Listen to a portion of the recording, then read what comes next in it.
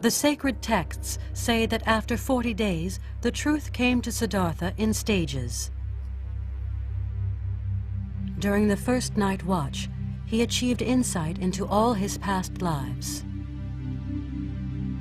During the second night watch, he discovered the coherence of cyclical existences, the law of cause and effect, the movement of karma. During the third and last night watch, he conquered the 4 mental poisons: sensual desire, attachment, wrong views, and ignorance. That evening, under a full moon of the month of May, at the age of 35, he attained enlightenment, awakening, supreme knowledge, nirvana.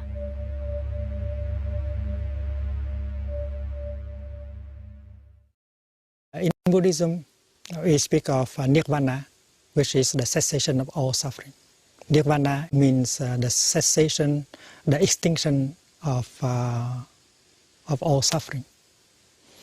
But our suffering come from our wrong perceptions, avidya, misunderstanding. And that is why the practice of meditation, the practice of looking deeply, has the purpose of removing wrong perceptions from us.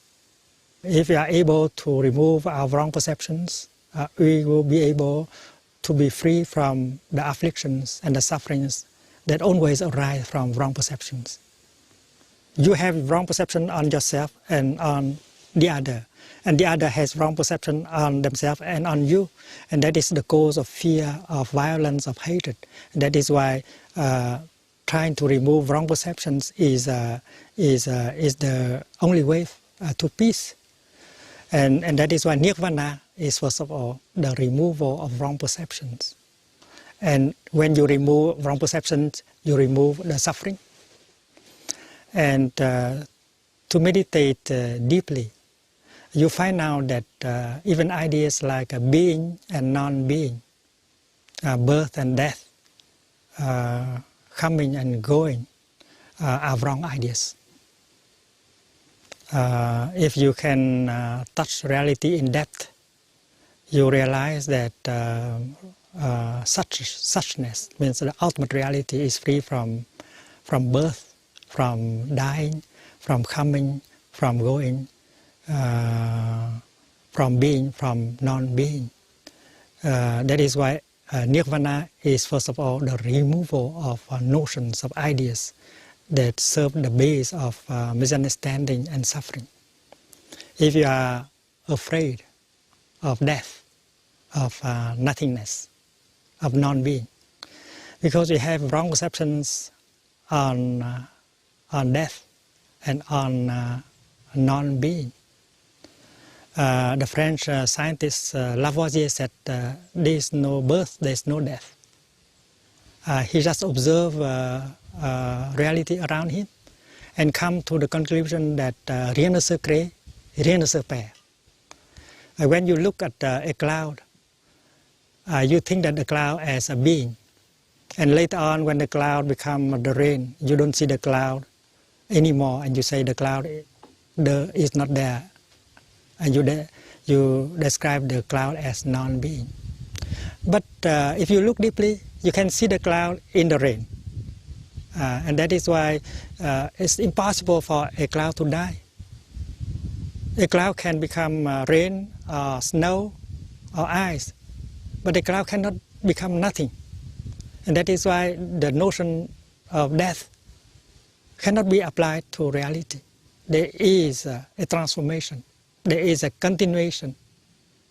But you cannot say that there is death. Because in your mind, to die means from something, you suddenly become nothing. From someone, you suddenly become no one. And so the notion of death cannot apply to reality, whether to a cloud or to a human being. The Buddha did not die. The Buddha only continued by his Sangha, by his Dharma. And you can touch the Buddha in the here and the now. And that is why ideas like being born, dying, coming and going, being and non-being should be removed by the practice of looking deeply. And when you can remove these notions, you are free and you have non-fear.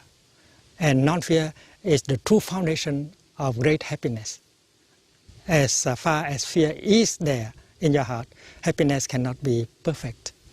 And that is why nirvana is not something that you get in the future. Nirvana is the capacity of removing wrong notions, wrong perceptions, which is the practice of freedom. Nirvana can be translated as freedom, freedom from views. And in Buddhism, all views are wrong views. When you get in touch with reality, you no longer have views. You have wisdom. You have a direct encounter with reality, and that is no longer called views.